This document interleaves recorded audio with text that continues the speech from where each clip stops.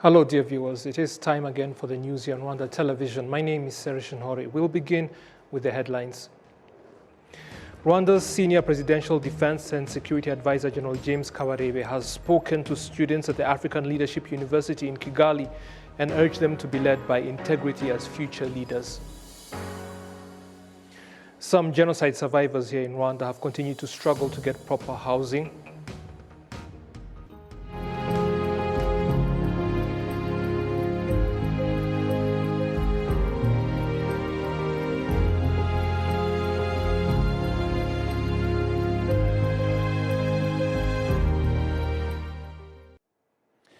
Now the details. Thank you again for taking the time to join us. The Senior Presidential Advisor on Security Matters, General James Kabarebe, has urged the youth to be characterized by good values and to be visionary as a foundation that will shape them into better future leaders that bring about the impactful change that this African continent needs. He made this statement during a dialogue with the students of the African Leadership University here in Kigali. Olive Nhete has the details. In a dialogue with the students of the African Leadership University that was about the role of ethical leadership in addressing contemporary security challenges in Africa, General James Kabarebe reiterated on the journey of the RPF in Inkotanyi in the struggle to liberate the country and stop the genocide against the Tutsi, stressing that good and visionary leadership was at the forefront of this struggle and led to the triumph and to the developing Rwanda that we see today. The RPF had a well-defined vision, embraced by all fighters, and they kept focused to it. That's why, even in the face of genocide that we did not anticipate during the liberation struggle, the RPF kept focus to the Rwanda they thought they were fighting for, which is a united Rwanda, developing as we witness today. All the fighters understood the mission, and they had the desire to fulfill it. But the enabling factor to maintain all of this environment, to ensure the success of the struggle, was the exceptional leadership of the leader of our president. Because in the absence of everything else that we didn't have, no support from anywhere, no superiority in arms, no experience, the exceptional wisdom of the leader was a very, very strong ingredient for the success of this struggle. The African Leadership University has a goal to prepare through education a generation of ethical and entrepreneurial leaders for a better future Africa. And students of this university are from different countries of this continent. Some of the students of this university note some of the lessons learned during this discussion. One thing that I took out of this conversation was how ideological clarity can be beneficial to anyone that's trying to change the world, and specifically for us, the African continent. And I think one of the biggest problems we have faced as a continent is leaders that lack ideological clarity, leaders that can't push their people forward in the right direction. And what the general told us today is just enforcing what I think we as ethical leaders of tomorrow should be doing. He mentioned discipline, and I think that's a skill I definitely need to work on so that I can be able to achieve and reach any goals I might ever create for myself in life. So I think those are important. That's the most important message I got from this speech. Key and repeatedly, the message was we need to have a leader who can able to steer the country forward. A leader who is visionary, a leader who can able to have the people at the heart, the masses at the heart. And I think that was the strong message that came out from this specific discussion that we had with the general. The war to secure Rwanda back into a peaceful nation is that they had discipline conquer them. It was ruled by discipline. So as a future leader, I believe that discipline is a major fact that I should include in my future life. The Senior Presidential Advisor on Security Matters, General James Kabarebe, also urged the youth to be characterized by good values, for it will assist them in bringing the changes needed for the development of their countries. Embracing discipline as an important weapon to fight and win the war was another value that helped us. Every youth, every generation lives in an environment that shapes its thinking. Today's youth live in a post-genocide Rwanda. Even foreigners who are here, Africans, we assume you are under this environment. The post-genocide Rwanda, under the leadership of President Paul Kagame, it will definitely shape you, influence you,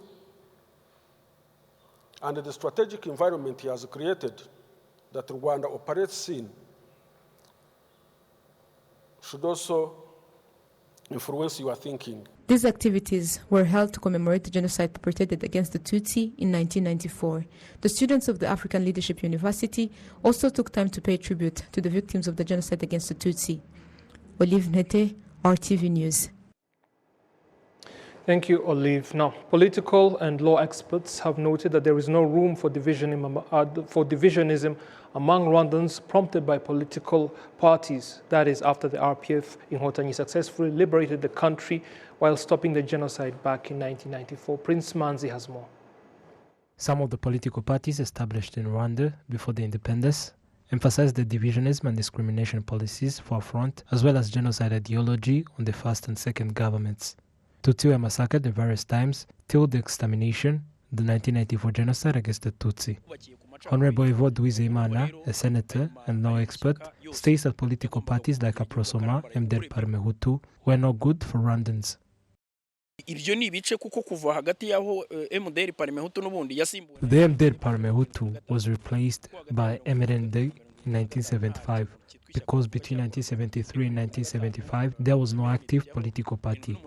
In 1978 there was a constitution, and in its 7th article stated that every person willing to do politics must be in MRND and that every Rwandan is born in it. Afterwards, Mitterrand proposed for multi-political parties, and the established political parties were all based on ethnicity, like CEDER, that stated that the country is for Hutus only. You can understand the role of political parties. In 1991, other political parties were established in Rwanda after the Labor Conference on the ex-France president François Mitterrand's suggestion.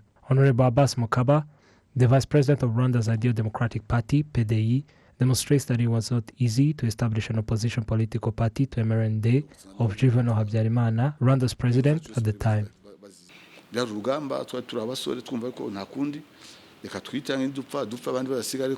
It was a war, but we wanted to do it, that even if we die, other generations will live in a peaceful nation. We are ready to die because of ideas. They had lists of people to eliminate. They knew where every opposition leader lived and everything. And that is why most of them were eliminated on the first day of the genocide. We all know Agathe Uwiringiyimana. We knew about it and we fled.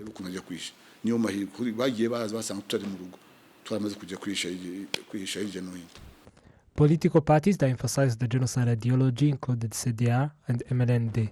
Politicians against the Hutu power were eliminated as early as on the 7th April 1994. Senator Juvenal Hosi states that after the genocide against the Tutsi, he required new functioning for the citizens to believe in political parties again. If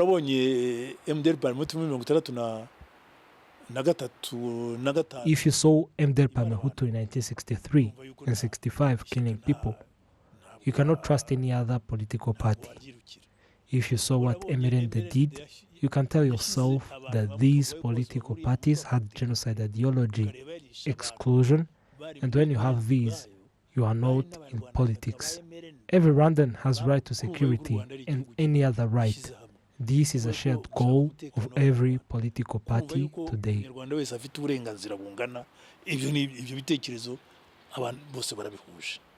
The 57th article in the Rwandan constitution states that political organizations are prohibited from basing themselves on race, ethnic group, tribe, lineage, region, sex, religion, or any other division which may lead to discrimination. On the 58th article, the Senate holds accountable a political organization which has grossly violated obligations provided for in Articles 10, 56, and 57 of this Constitution. Depending on the gravity of the violation identified, the Senate may request the institution in charge of political organization cancellation of the certificate of registration of a political organization. Prince Manzi, RwandaTV News. Jocelyn Umulisa is a survivor of the genocide against the Tutsi. She is currently a tennis player here in Rwanda and says that she decided not to be overwhelmed by the effects of the genocide and now owns her own tennis training center.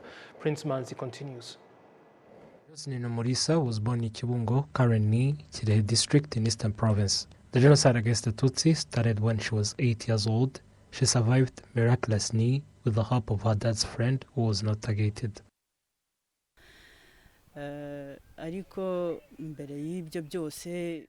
Before all of that, I saw my brother being killed, my siblings being killed as well. I saw terrible things, and I said to myself that even if I would survive, I'll go crazy or commit suicide.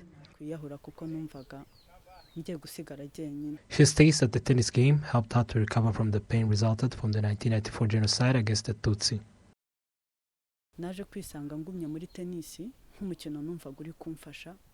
I found myself enjoying the tennis game, and it was helping to recover from the back pain I had as a result of the genocide. Tennis is a mental game. I used to be lonely, depressed, and always crying, but playing tennis made me forget everything for a while. For the love of tennis shared, Umulisa started a tennis training center for young people, especially ladies.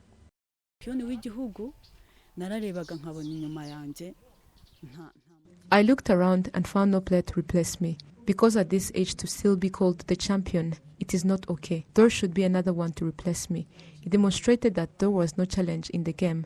This is why I focus on training young girls for having one to replace me. And a young person, that would be great.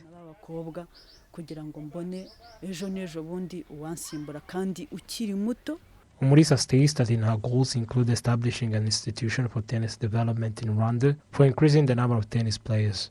Prince Manzi, RwandaTV News. Various researchers and journalists around the world are stressing that the world should take responsibility in fighting genocidal ideologies that have continued to appear in different countries. Adam Squeezera with more. In 29 years since Rwanda came out from the genocide against Tutsi, where the country has devolved in all sectors, including governance, economy, and well-being. Despite this, there are still some Rwandans and international community who are still participating in acts regarding to genocide ideology through different reports and media as well. Tom Dahiro, a researcher, points out the contribution of the researchers and media in spreading this genocide ideology. There are people abroad who are writing books. For example, if you take a book of a Canadian named Judy Weaver and another book published by Pierre Payens and a book recently published by people living in America led by Claude Gatebuke, they are all books that spread the genocide ideology. People know this hatred that was spread since last year in Congo, but not only there, it seems that it has been going on for a long time. If you look at what was said on Radio Bunia in July 1998, seems to be similar to what was said on the Radio El Taran.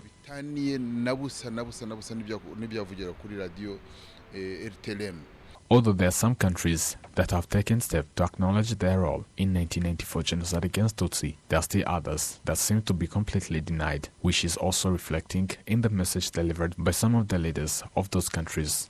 A French historian, Professor Vincent Duclerc, points out that the world should take responsibility in fighting genocide ideology through reports dedicated to teach history. The commemoration of the genocide against Tutsi has entered into the French public memory. In fact, it's part of the civic culture, the historical culture of the French youth. I think it's a desired goal of the both presidents. It is something essential to really reinforce the truth and fight against genocide ideology and denial. Renforcer la vérité et lutter contre le négationnisme. A British journalist and author, and Albert Rudatsimburwa, both know that in this struggle against the genocide ideology, the role of media is crucial. My role as an investigative journalist is to gather the facts. It's quite simple. I am a fact gatherer, and you cannot argue with the facts. What these deniers do, and the Western journalists who support them, is they simply ignore the facts. You know, ignore any evidence at all, ignore all the international reports that have been written, they ignore all the reports that have been written in Rwanda, and quite frankly, at the end of the day, I think they will eventually be made to look pretty stupid. Genocide ideology at a certain point became a slogan, became just a title. And I think there is really a lack of understanding even what it is. So, but that goes beyond, I would say, what comes in the media. I think it's important at this stage, especially in this region, especially on this continent, is also to teach it in schools, because that's maybe the best time where you can give someone the tools to understand what he's dealing with. Because sometimes if it's just the news is not broad enough or doesn't take time enough to share something that is because it's complex. It's not just like war. You know, genocide ideology is something very deep and very thick, and that should be at least taught in education. The Ministry of National Unity and Civic Engagement notes that currently genocide ideology has decreased by an average of 94.7%, though there are some countries which are still supporting and spreading it. Adams Kwizera, RTV News. Thank you, Adams, for that report. Now, some of the vulnerable survivors of the genocide against the Tutsi who are living here in Kigali City are asking the concerned institutions to help them to get proper housing because they still do not have it. Prince Manzi has the details. Onesphore Nizeyimana, 61 years old, survived genocide in Rwanda Cell, Nyarugenge sector in Kigali City. He's one of the survivors that say that it has been 29 years without shelters, as they had no capacity to build theirs for themselves, and different programs initiated to help survivors did not help them on time, as he elaborates. I followed up on the issue. They would enumerate me, and afterwards I would not find myself on the list. And currently, I think that they enumerated me again. In Nyarugenge sector, Kigali City, there are over 120 families without shelters. The administration of this sector demonstrates that 52 families of the survivors in this sector were relocated across the city of Kigali, and others were put on the list provided to the Ministry of National Unity and Civic Engagement. The Executive Director in charge of Community Resilience in the Ministry of National Unity and Civic Engagement, Julien Wachu, states that 11 billion Rwanda francs were provided in the national budget for constructing houses for the vulnerable survivors of the genocide against the Tutsi. Muri uyu mwaka tuzubakamo amazu agiye no kuzura agomba kuzaba yarangiye ku itariki 30 z'ukwezi kwa gatandatu. In this year, we are constructing 691 houses, which are to be completed by the 30th of June. This was also done last year. Every year, we have a budget for construction. Sometimes, we construct newly for families, or we reconstruct a house when it seems that it cannot be renovated. So after analyzing the numbers found in the statistics, we will construct for them in the new fiscal year in July. We want it to be done fast. The Ministry of National Unity and Civic Engagement reveals that it will continue the program of renovating houses of the survivors constructed before 2012, as some were found to be substandard.